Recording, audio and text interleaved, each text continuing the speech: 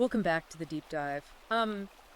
There's this feeling a lot of guys have right now. Yeah, that sinking sensation. Exactly. You're walking through the world, or maybe you're sitting in an HR meeting, and you get this feeling that the rules of the game haven't just changed. They've been completely rewritten. Right, rewritten in a language you were never taught.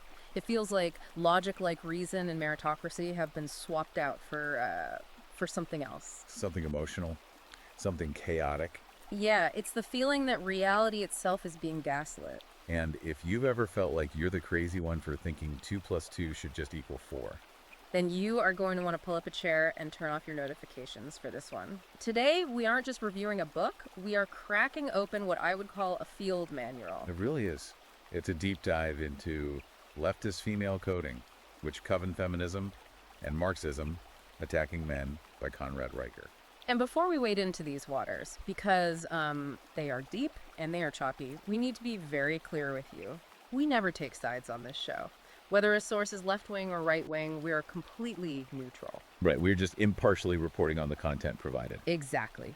We are not endorsing the viewpoints of the author, but simply trying to convey the ideas contained in the original source material, so you can understand the arguments for yourself. We're just the messengers here. Right.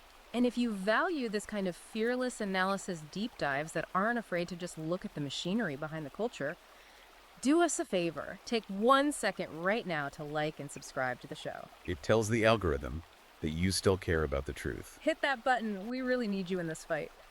Now, Riker's book, it's specifically written for a certain kind of guy. Yes, he explicitly targets men's rights activists and the red-pilled manosphere. Right, or honestly just any guy who values Western heritage and the scientific method. If you are trying to understand the history of our institutions before they were captured by feminists and Marxists, This is an ultra-long, incisive, and fascinating piece of armor. it is. The mission of this deep dive is to unpack Riker's central thesis, which is massive. He argues that modern leftist ideology isn't just politics.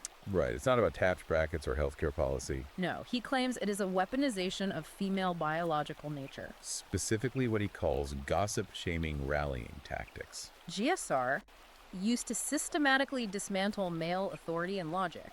And look, if this resonates with you, I'm telling you right now, go to Amazon Kindle or Google Play Books and buy this book. It might shatter your illusions, but it gives you the tools to rebuild. So let's get into the code. Let's look at the source material. Riker starts with this concept of leftist female coding. He says it's biological. Yeah, he starts at the most fundamental level, which is communication. Right. He cites linguistic data suggesting that on average, women speak about 20,000 words a day, Compared to men who speak, about 7,000. which is a huge disparity. It is, and normally you hear that stat and think, oh, women are just more verbal. Right, it's just a fun trivia fact. But Riker argues this isn't just trivia. He says this disparity is the literal foundation of a sisterhood surveillance state. Sisterhood surveillance state. So quantity becomes a weapon. Precisely. He posits that this verbal dominance allows for a form of linguistic warfare. Because the battlefield is words. Words, feelings, and social nuance. And if that's the battlefield, men are fighting an uphill battle against a biologically superior opponent in that specific arena. Which is where tone policing comes in, right? Yeah, exactly. Tone policing becomes a way to tax communication itself. You can be factually right, but if your tone is deemed wrong, You lose the argument. you lose. And this leads to the core mechanic he describes, which is gossip-shaming rallying. GSR, it sounds almost military. It's a tactical loop. Riker argues that modern cancel culture isn't actually a new invention of the internet. It's just digital. Right? It's an industrial-scale version of the ancient witch coven, or the hive mind. So let's break that down for the listener. Gossip shaming rallying. How does the machine actually work in practice? It starts with gossip, the whisper network. Riker explains that this weaponizes relational aggression. The anonymous accusation. The hey, did you hear about him phase. It totally bypasses due process because it happens in the shadows. And then comes shaming. Right, this is where accusations of microaggressions come in. Yeah. Or claims that someone feels unsafe. Which is brilliant in a really dark way because you can't disprove a feeling. You really can't. If I say you made me feel unsafe, no amount of logic or evidence can counter my subjective feeling. Exactly. Riker calls that the vaginal veto on logic. Wow. Vaginal veto. And once the shaming takes hold, you trigger the rallying phase, The mob. the swarm. Riker argues this is a biological tendon befriend instinct that has turned feral. So the group rallies not to find the truth. No, not at all. They rally to protect the sisterhood and expel the threat. He gives some brutal examples of this in the book. The shitty media men list comes to mind. That is the textbook definition of the gossip phase, weaponized. For anyone who doesn't remember, this was a Google spreadsheet. Anonymous and totally unverified. Right, where men in media were accused of everything from just having an awkward date to actual assault. And reputations were incinerated overnight. With zero due process. Pure reputation destruction based entirely on the believe all women heuristic. And then for the rallying phase, he points to the Duke lacrosse case. Right, 2006. 3 players from the Duke men's lacrosse team were falsely accused of rape. And the media, the faculty, the activists, they all rallied instantly. They wanted those boys to be guilty. Because it fit the narrative. Exactly, the narrative of privileged white males hurting a minority woman. Riker highlights how the hive mind didn't care about the DNA evidence. Which eventually exonerated the players completely. Right, they only cared about enforcing the ideology, not finding the truth. And what's scary is how this mindset has moved from the campus quad straight into the classroom. Riker talks about this obsession with safety. But he's not talking about hard hats. No, he's talking about emotional safety. The safety trap. Riker frames the demand for safe spaces and trigger warnings as maternal instinct gone rogue. The infantilization of adults? Yes, if you treat everyone like a fragile infant who needs protection from harmful words, you justify a totalitarian level of control. There was that anecdote about UC Berkeley in the source text that honestly made me laugh out loud, even though it's terrifying. The protest response. Yes. During a tense period on campus, administrators actually provided a safe space filled with coloring books. Coloring books, bubbles, and Play-Doh. For university students. Adults. I mean, imagine the Spartans looking down at that. Play-Doh. It sounds absurd, but Riker argues it's deadly serious. It's a biological imperative to nurture.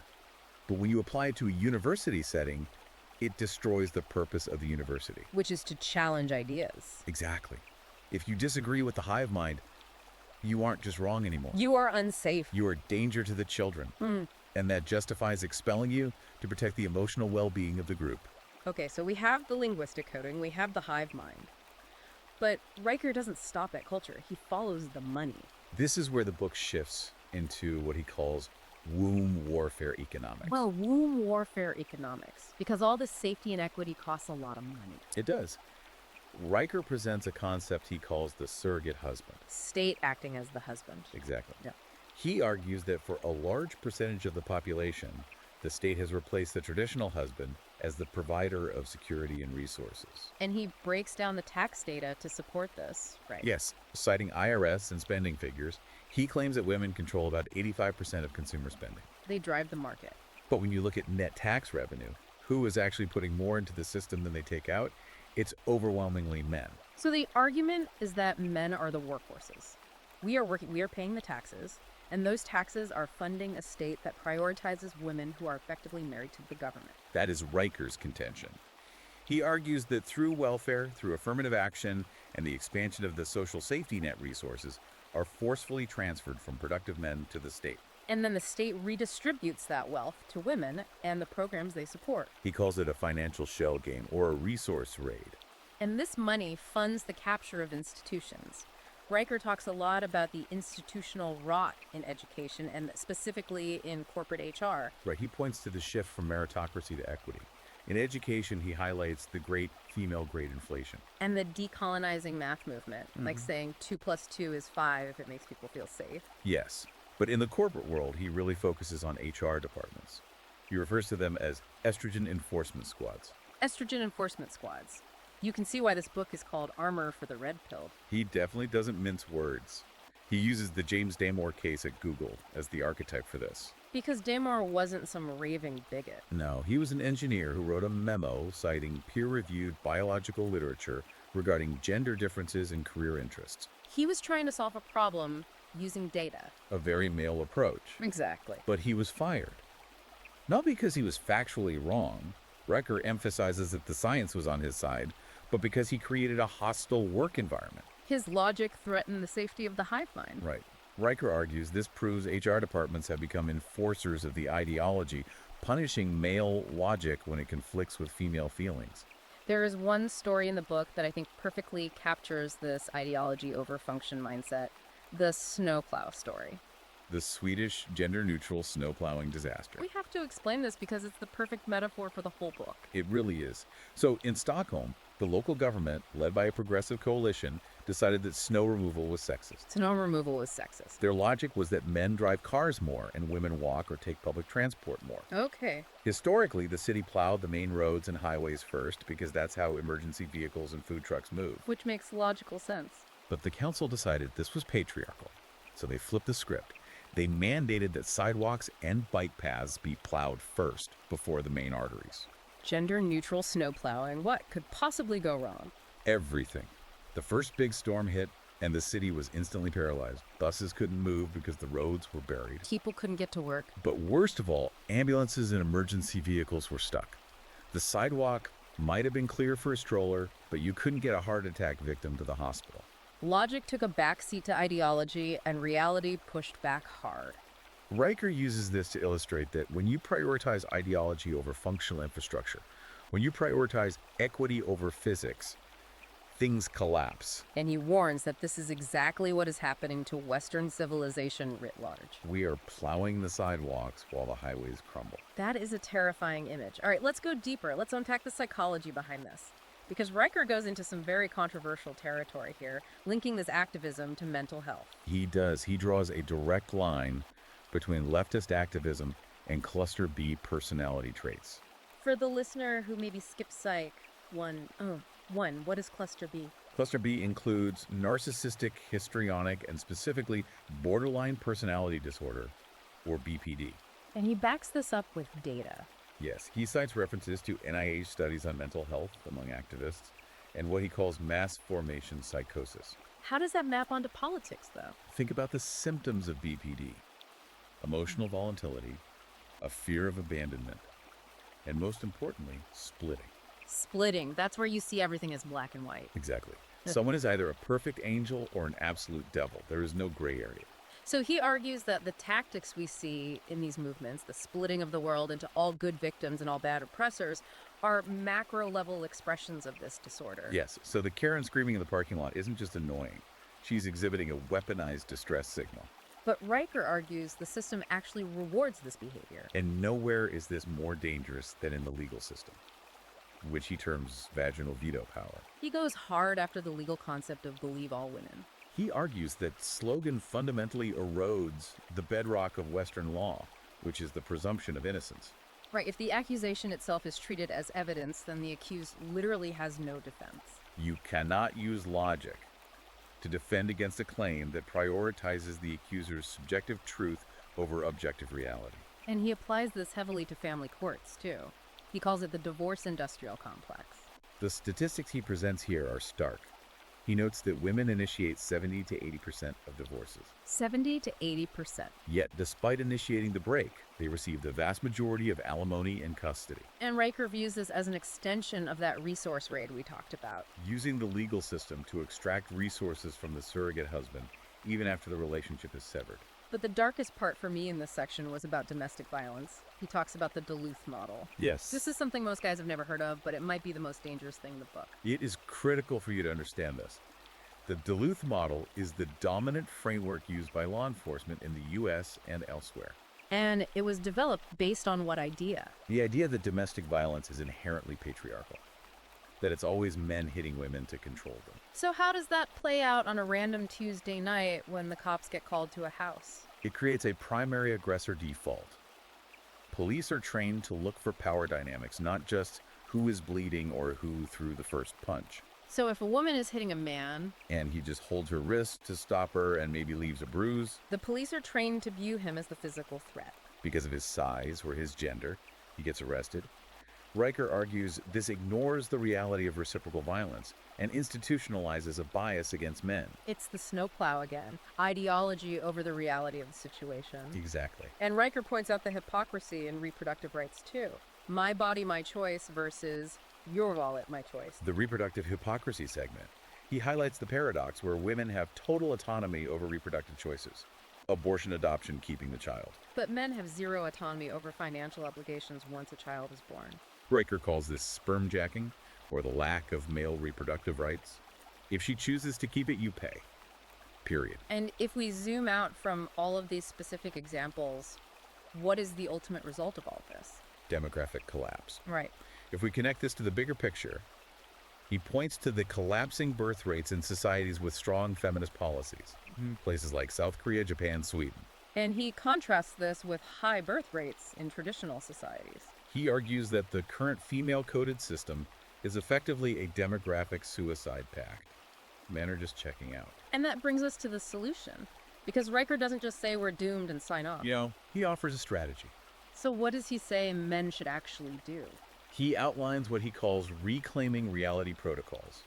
And the first step is what we see happening in Japan with the herbivore men. Or in the West with MGTOW, men going their own way. Yes, opting out of the game. He says, if the casino is rigged, don't walk up to the table. Opt out of the rigged dating and marriage market entirely. If the laws, like the Duluth model and the divorce courts, are designed to strip you of resources, do not sign the contract. But you still need to survive in the world. You still need money. That's where Project TEA comes in. TEA. TEA, Tracked Economic Autonomy. Riker says men need to focus intensely on wealth accumulation, but specifically in ways that are resistant to the gynocracy or state seizure. So what does that look like practically? He talks about crypto compounding interest and acquiring assets that are much harder for the courts to touch. It's about starving the beast by becoming self-sufficient. And financially bulletproof. But what about mentally? How do you deal with the GSR tactics when you're at work and HR is staring you down? You reject the frame. Reject the frame. This is the hardest part. Riker insists that men must refuse to apologize for masculinity, for logic, or for these so-called microaggressions. Because the apology is the trap. Exactly. The moment you apologize to the mob, you validate their power over you. You admit that their feelings override your facts. He says you have to stand firm in reality, even when the hive mind is screaming at you. Stoicism is the counter to the witch coven. He does end with a pretty dire warning, though. He does. He predicts this whole system, this snowplow of a civilization, is going to hit a wall. He believes it is mathematically unsustainable. You cannot print money forever, and you cannot ignore physics forever. A society that ignores merit and reality in favor of ideology and feelings will eventually collapse. Just like the traffic in Stockholm during that snowstorm, he suggests that reality always wins in the end. The only question is how much damage is done before the correction happens. This has been an intense deep dive. We've covered a lot of ground, but I feel like we've really just scratched the surface of the data Riker provides. We really have. The level of detail in the book regarding the historical shift of these institutions is profound. The actual laws, the dates, the people involved. We gave you the overview, but the book gives you the receipts. So let's wrap this up. The core premise of leftist female coding witch coven feminism and Marxism is that what we call politics is actually a biological strategy. Weaponized into a political system that relies on male productivity while demonizing male nature. And it leaves the listener with a very provocative thought directly from the text. Riker writes, Western civilization isn't dead yet, but men like you built it once. You can rebuild it. Start by speaking truth without flinching. That is the call to action. But here's a final thought for you to chew on something that builds on this but isn't explicitly spelled out in the book. Let's hear it. What if the systemic collapse Riker predicts isn't actually a tragedy but a necessary forest fire? A forest fire. Yeah, what if the only way to build institutions that actually respect merit and logic again is to let the current captioned ones completely run out of funding and collapse under their own weight? Just letting the snowplow crash into the wall so you can finally buy a real plow. Exactly. Think about that. And speaking of action, if you want the full armor, if you want to understand the history of our institutions before they were captured, you need to read this book. Don't just take our word for it. Go to Amazon Kindle or go to Google Play Books and buy Leftist Female Coding, Witch Coven Feminism and Marxism Attacking Men by Conrad Riker. Do it today. Get the manual. And make sure to follow the author for his latest updates. He is active and he is loud. You can find him at Conrad Riker on Substack. That's at Conrad Riker on Substack. As well as on Twitter and YouTube. Definitely check him out. And one last time, if you enjoyed this fearless deep dive, if you want us to keep bringing you books that the mainstream media won't touch, please like and subscribe to our show right now. It really helps us find more listeners like you. Keep your eyes open, gentlemen. And don't let the hive mind win.